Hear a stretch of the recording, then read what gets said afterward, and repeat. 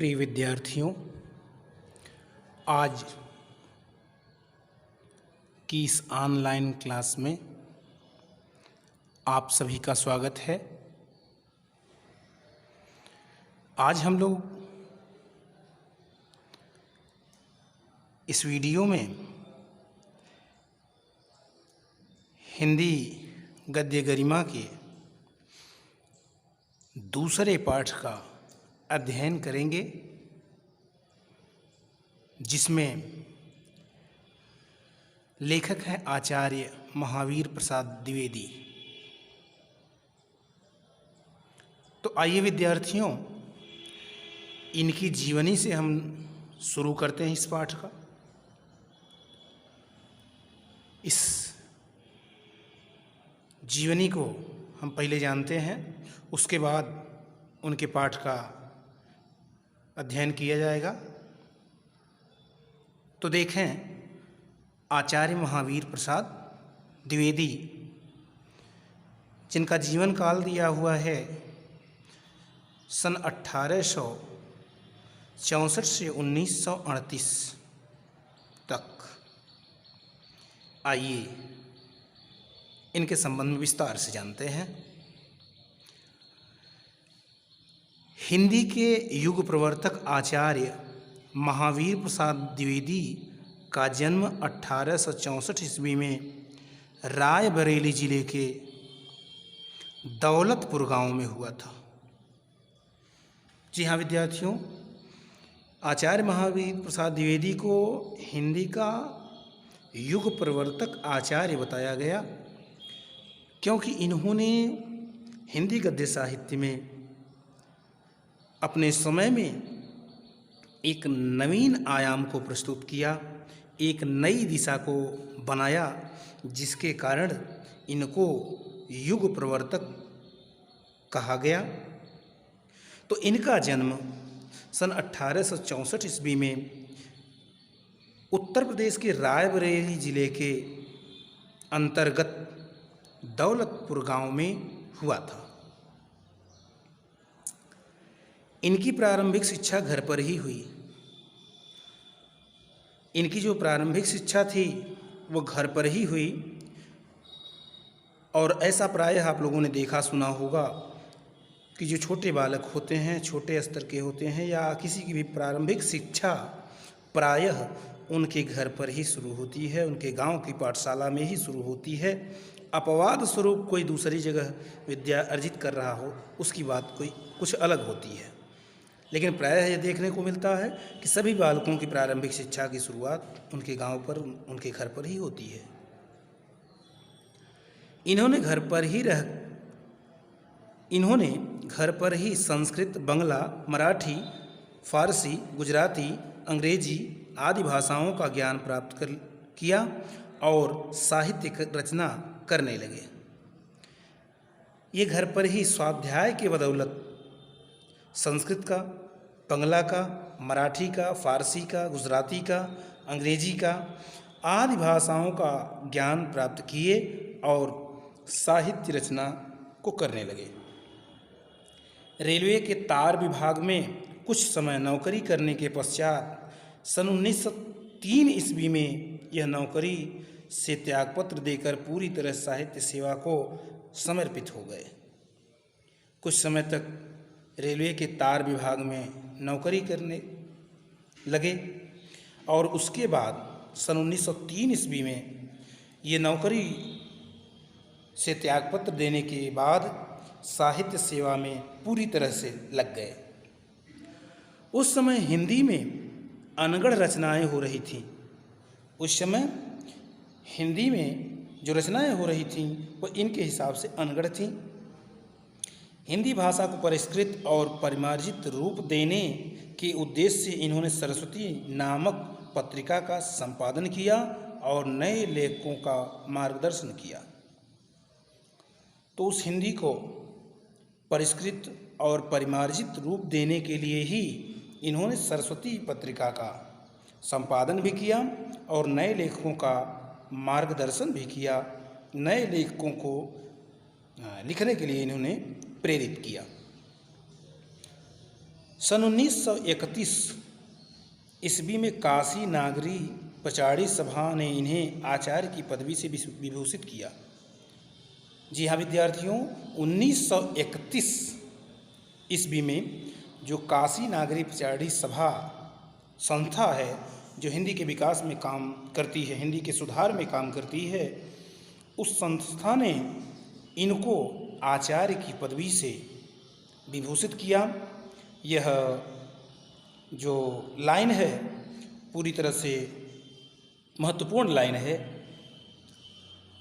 क्योंकि ये विशेष प्रश्न बना रही है कि ये आपकी इंटर और हाई स्कूल परीक्षा के अलावा जो कॉम्पिटिशन की परीक्षाएं हैं, कॉम्पिटिटिव परीक्षाएं हैं, उसमें भी पूछा जा सकता है कि आचार्य महावीर प्रसाद द्विवेदी को आचार्य की पदवी कहाँ से मिली थी, किसने दिया था।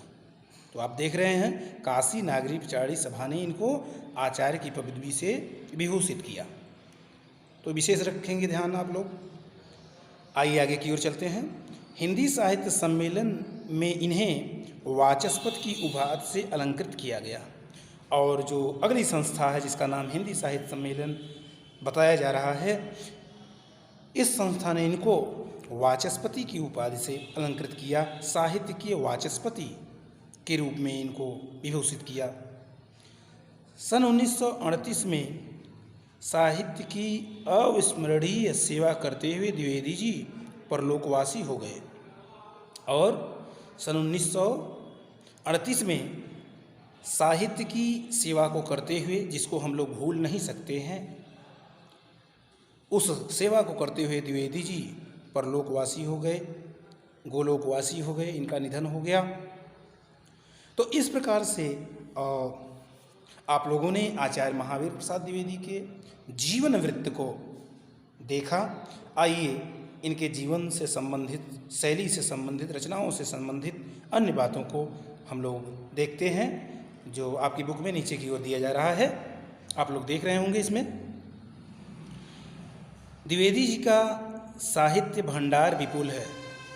इनका जो साहित्य भंडार है वह बहुत अधिक है, बहुत विपुल है। उनकी प्रमुख रचनाएं इस प्रकार से हैं। निबंध,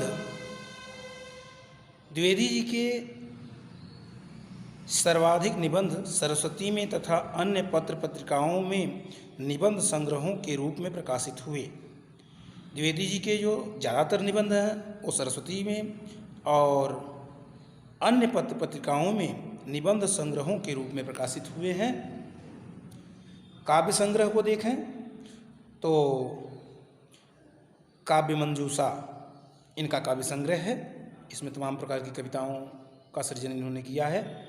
आलोचना में देखें तो नाट्यशास्त्र, हिंदी नवरत्न, रसज्ञ रंजन, साहित्य सीकर, विचार विमर्श, कालिदास की निरंकुशता, वाग विलास, साहित्य संदर्भ, कालिदास और उनकी कविता आदि, ये सभी इनके आलोचनात्मक ग्रंथ हैं, आलोचनात्मक पुस्तकें हैं, या इन लोगों पर इन्होंने आलोचना को लिखा है।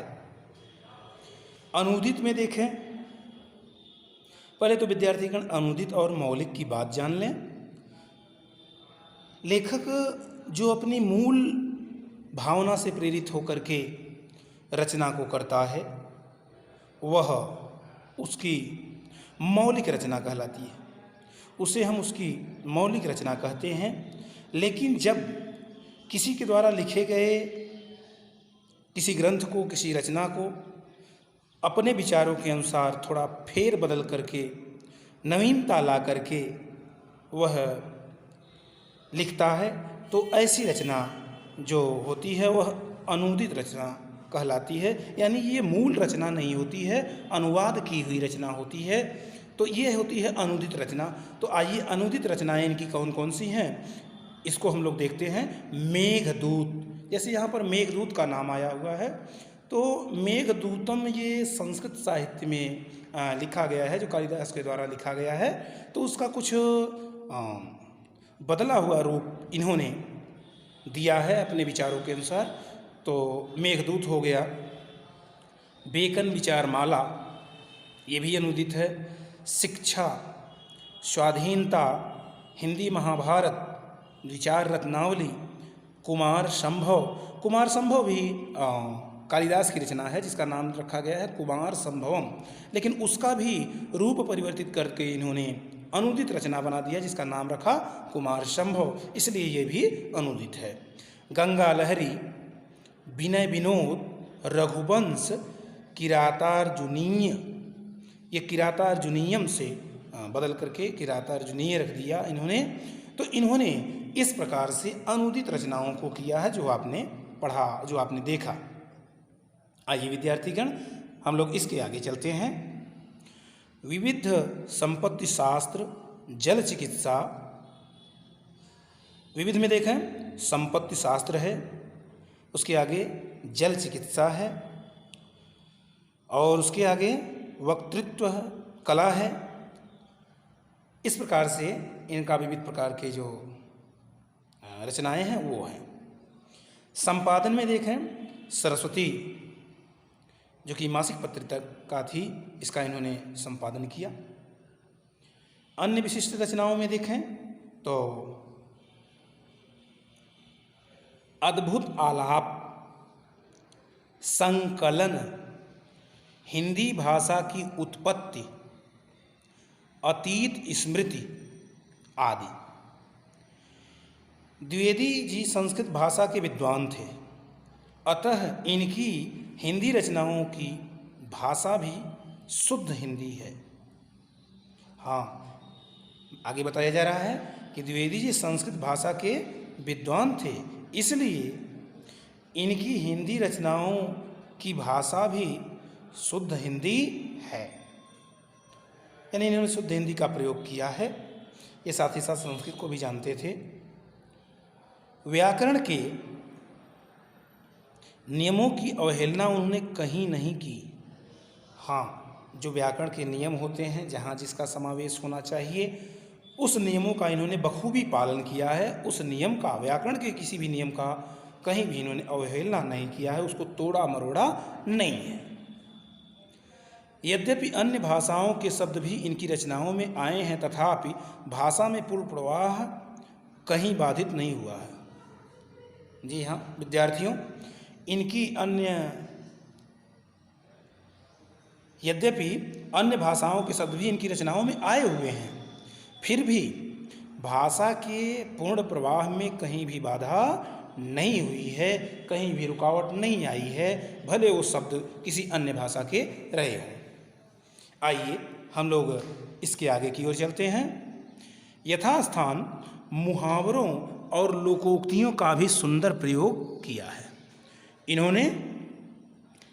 जहाँ जैसा चाहिए उस स्थान पर उचित मुहावरों और लोकोक्तियों का प्रयोग भी किया है, जिससे इनकी जो रचनाएं हैं वह बहुत ही अच्छी हो गई हैं, सरस हो गई हैं, सरल हो गई हैं। आइए हम आगे की ओर चलते हैं। थोड़ा सा देखें, किताब हम इधर उधर कर रहे हैं, डिस्टर्ब होगा, फिर भी आप परेशान मत हो, ज़्यादा डिस्टर्ब नहीं होगा। चलिए, स्पष्ट दिख रहा होगा। आलोचनात्मक रचनाओं की भाषा पूर्णतः संस्कृत निष्ठ है। जी हाँ विद्यार्थियों, जो इनकी आलोचनात्मक रचनाएं हैं, उन आलोचनात्मक रचनाओं की भाषा पूरी तरह से संस्कृत निष्ठ है। भावात्मक निबंधों की भाषा कवित्वमय तथा अलंकारिक है। जो भावात्मक निबंध हैं उनकी जो भाषाएं हैं कवित्वमय हैं और कैसी हैं, अलंकारिक हैं, अलंकार से परिपूर्ण हैं। इनकी रचनाओं में विचारात्मक, गवेषणात्मक, वर्णनात्मक तथा संवादात्मक शैलियों का प्रयोग दृष्टिगोचर होता है। जी हाँ विद्यार्थियों, इनकी जो रचनाएं हैं उन रचनाओं में विचारात्मक शैली का, गवेषणात्मक शैली का, वर्णनात्मक शैली का तथा संवादात्मक शैली का प्रयोग जो है देखने को मिलता है, स्पष्ट दिखाई पड़ता है। सामाजिक कुरीतियों तथा सामाजिक कुरीतियों का उपहास उन्होंने व्यंग्यात्मक शैली में भी किया है।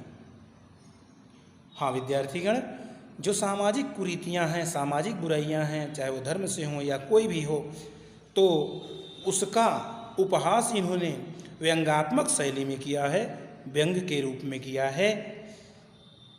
वास्तव में द्विवेदी जी द्वारा रचित नाटक हिंदी साहित्य को अतुलनीय देन है। जी हाँ विद्यार्थीगण, आगे इनके संबंध में कहा जा रहा है कि वास्तव में द्विवेदी जी द्वारा जो रचित नाटक हैं वो हिंदी साहित्य को अतुलनीय देन है। उन्होंने साहित्य में नवचेतना को संचरित किया और हिंदी साहित्य को एक सुस्थिर व स्पष्ट स्वरूप प्रदान किया।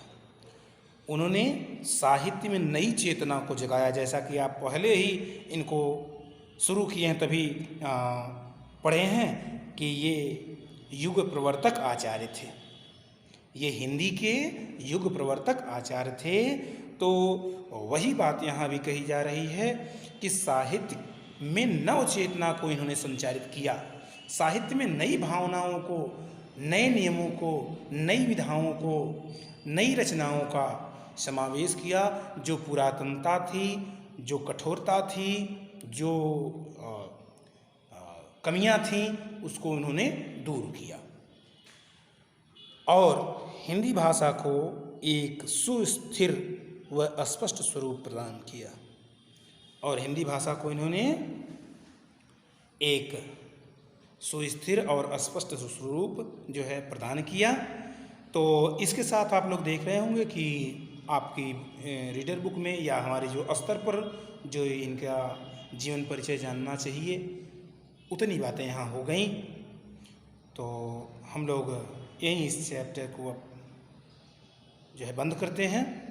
आगे अगले वीडियो में आपको इनका जो पाठ है जिसका नाम रखा गया है, इन्होंने रखा है महाकवि माघ का प्रभात वर्णन, इस पाठ को हम लोग विधिवत देखेंगे, उसकी व्याख्याओं के सहित देखेंगे। तब तक के लिए बहुत बहुत धन्यवाद आप लोगों को। शुभ दिन।